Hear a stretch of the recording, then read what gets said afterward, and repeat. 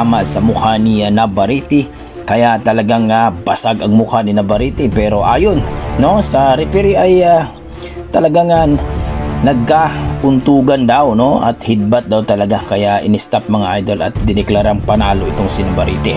However mga idol ay ni-review nga ito mga idol at dineklara nga no contest na lang, instead ibigay kay Suarez mga idol. Dismaya daw si Suarez dito mga idol, pero nirespeto daw niya ang desisyon na kung saan ay no contest ang laban. Pero nagutos po ito mga idol ang WBO na mag-rematch sila sapagkat number 1 pa rin itong si Suarez mga idol, at siya po ang mandatory challenger dito kay Navarrete. Pero tila wala na pong pag-asa mga idol, sapagkat itong si Navarrete ay nung nanalo itong si Nunes mga idol ay umakyat at